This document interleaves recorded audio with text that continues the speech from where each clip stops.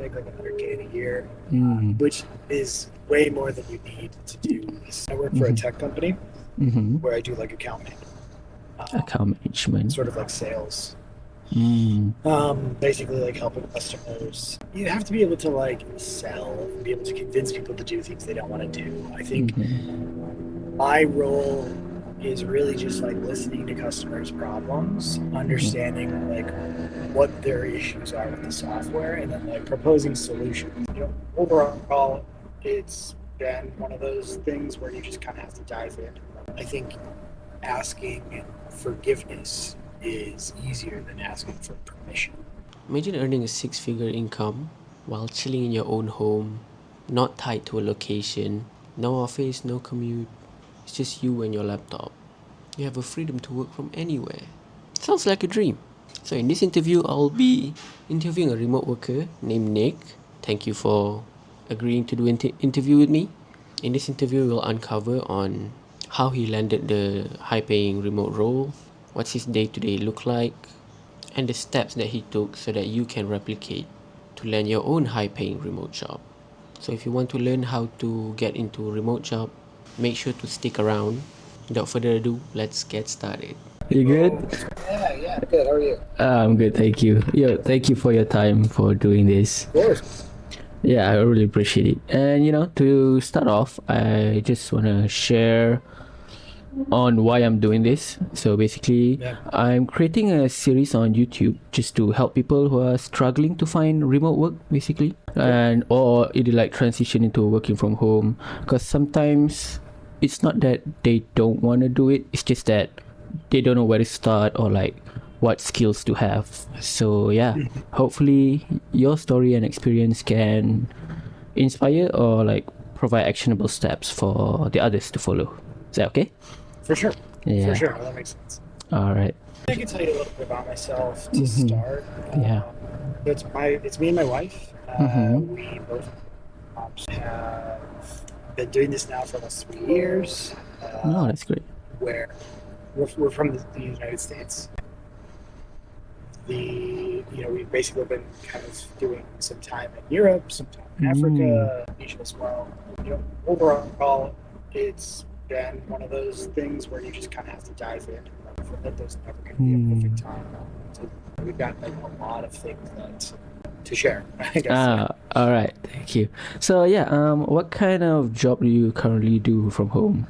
So I work for a tech company Mm-hmm. where I do like account management, Account management. sort of like sales.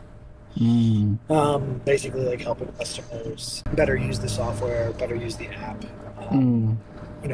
Anybody can find a remote job. I think a lot of people focus, well, I don't have a degree in this, or I don't know Yeah. how to do this. Everybody can do a remote job in tech. They just need to like kind of repurpose their skill set and I guess figure out what works for them. I mean, ultimately, like, what do you want to do with your 9 to 5?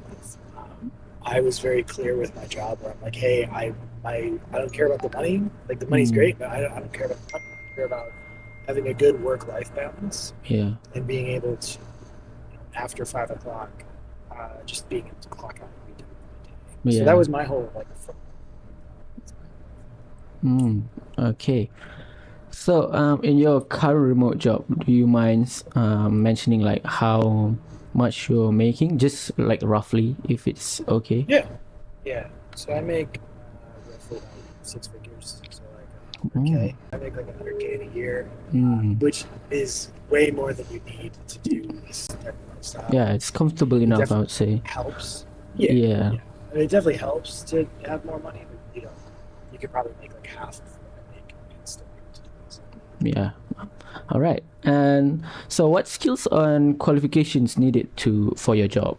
Like, do you mind explaining that? I mean, it's you have to be able to like sell and be able to convince people to do things they don't want to do. I think my role is really just like listening to customers' problems, understanding like what their issues are with the software, and then like proposing solutions. Like, I think a big piece of my job is using critical thinking skills to be able to be like, oh, well, they're complaining about this, but really, the root of this issue is because they care about the messaging, they care about something else, but like they're bringing it up in this way that it's like, oh, well, the customer wrote that about this, blah blah blah.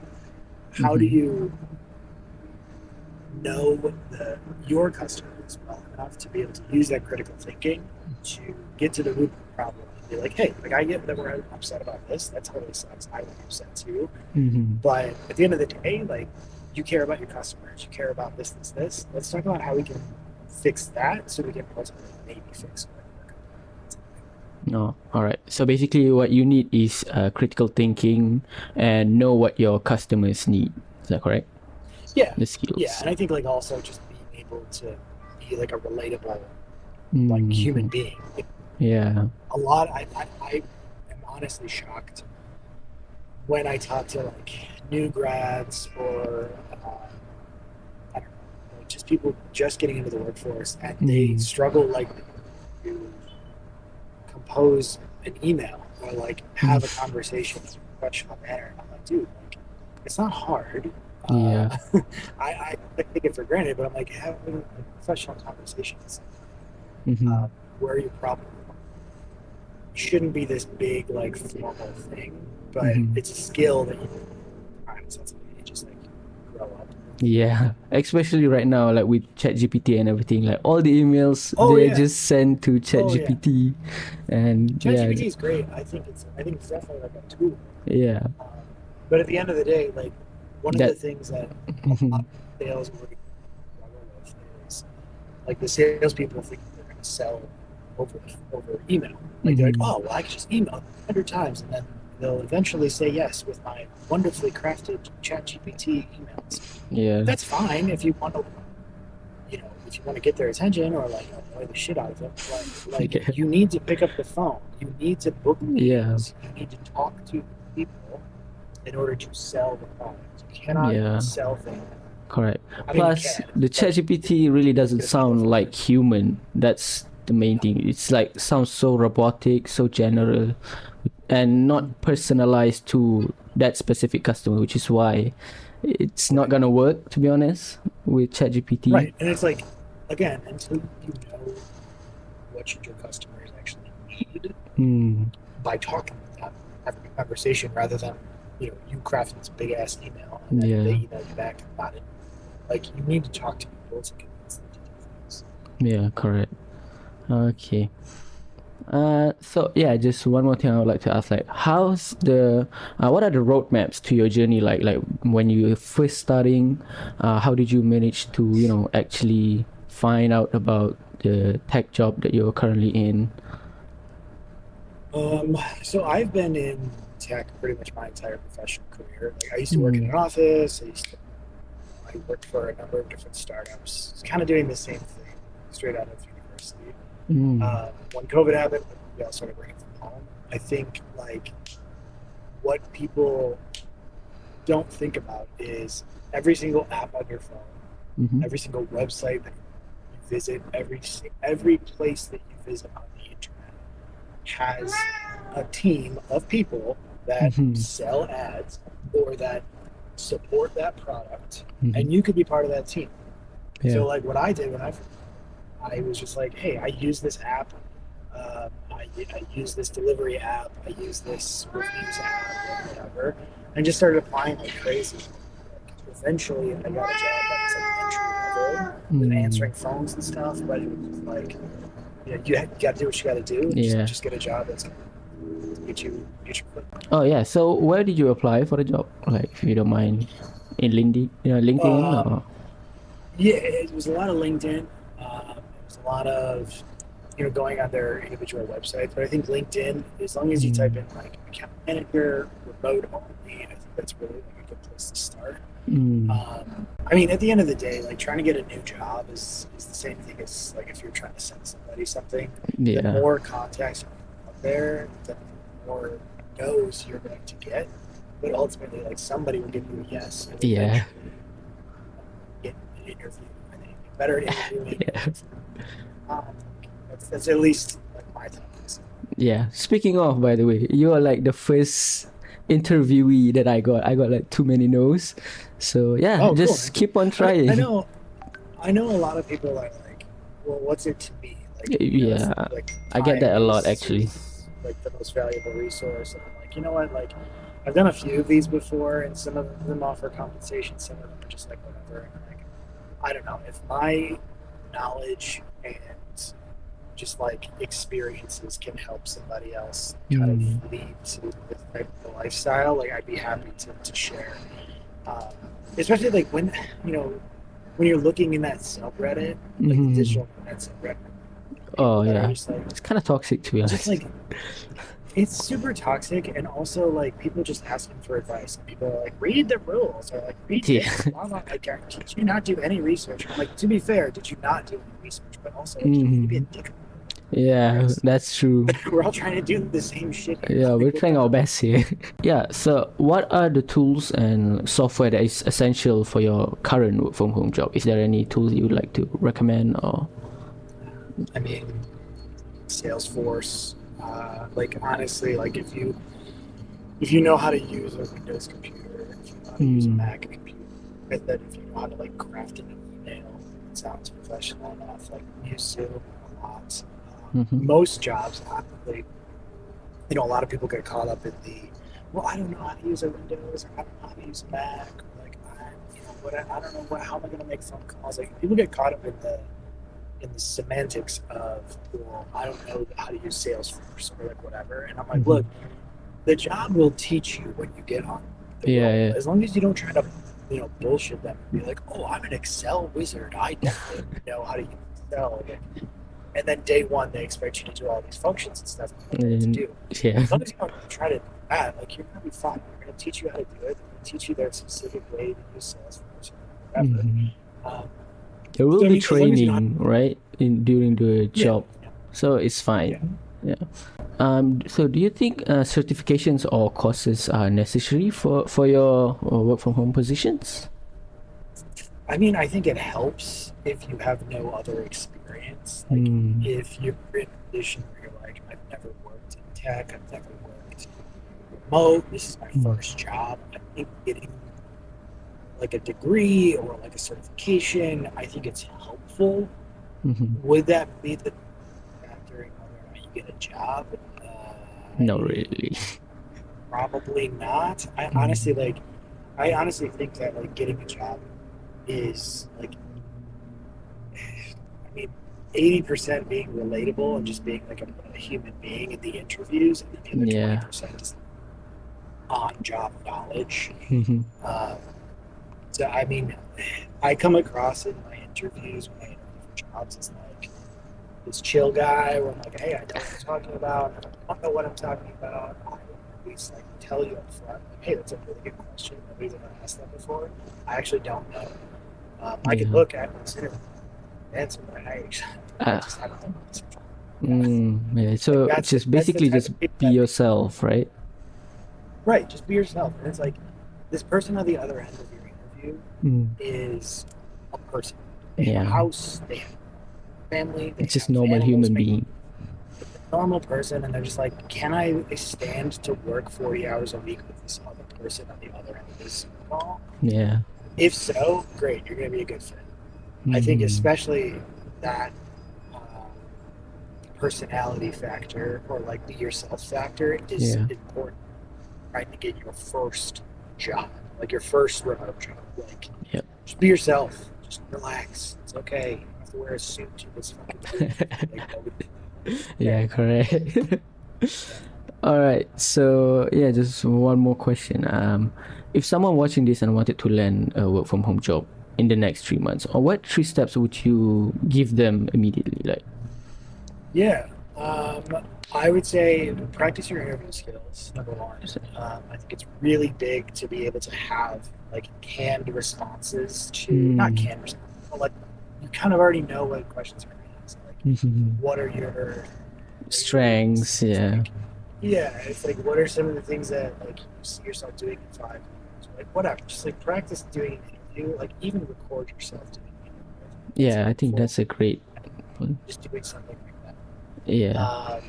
I think number two would probably be like be prepared to like just send out uh, like applications like crazy.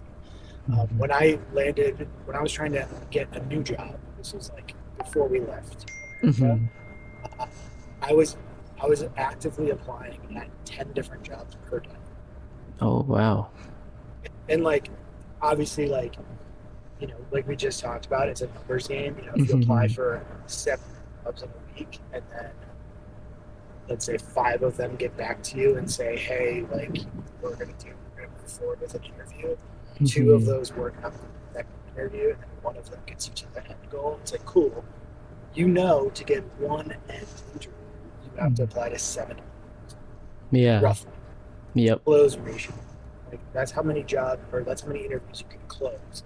You can Mhm. either do more interviews to get, or I'm sorry, more applications to get more More interviews, interviews. or better at interviews and close more of your interviews. Yeah. Yeah. So I would say just be prepared to like send out applications like it's your fucking job. I Yeah. even have like I had a spreadsheet that was like, these are the jobs I applied to. This is how if I followed up to them, Mhm. like where I'm at in the process, crossing them off if I like don't need it anymore. But like being organized and doing that is pretty good. And Mhm. then number three, I think I don't know. I mean, like you're gonna get a lot of no's, and you have to be Mhm. okay with it. You have to be okay with people being like no, just ghosting you. You need to Just have that not. It's grit. yeah, it's not fun going into these. Just being on, and being like, well, hey, I really want to work for your company because like I really like SaaS learning models. And it's like, no, you want a paycheck, dude. Like, what the fuck are you talking about? Yeah. So like, that to me, I even joke about that in interviews too, where they're like, "So why do you want to work here?" And I'm like, "Well, money, duh." But like, and then I like come up with something. So like, it's always intrigued me that different SaaS, different blah blah blah blah Mhm. blah. Like, come up with something so much as like, but getting the no's repeatedly is like really really hard, especially when you're Yeah. in like the final stage of interviews. And like, yeah, we went with somebody a little more qualified. Like, Oh cool, I guess yeah, I'm just that gonna hurts a jump lot. off a bridge. Awesome. Yeah. All right. Sucks. Okay, so I think that's all of the question I have. Would you like to say any final tips or words for encouragement, if there's any Yeah, view for the viewers? um, ultimately, becoming, getting a remote job and becoming a digital nomad, like it does not happen Overnight. overnight, and Yeah. it's not something that you can like ultimately really prepare for long term. Like, when we left America, I think we had maybe like a month and a half's worth of rent saved. Like we Mm. didn't save. Some people do. Some people save like a ton of money. Um, I think when you move, your standard of living changes, your cost of living changes, and therefore, like your budget should change. So if you're sitting here and you're like, well, I need to make $100,000 a year, and I got to save for like 2 years, and I have so many bills, blah blah blah. Look, if you want to make it happen, you can book a flight right now. You and I can get Yeah. on the internet. We can. Obviously, there's more things to figure out, but like, we Yep. can pick a date 6 months in the future and say, "Cool, I'm going to be leaving on this day, and I Mhm. have $10,000 saved. I'm going to put my stuff in storage or sell my stuff or like whatever I have from now until 6 months to get rid of all my stuff." That is the ultimate step. Like, if you want to go, just make it happen. Like, you have Mhm. 6 months to get it out, figure it out. Yeah. You know what I mean? Yeah. So just take that leap of faith, basically. Yeah, yeah. And also, this doesn't have to be on the record or not, but Mhm. I think asking forgiveness is easier than asking for permission.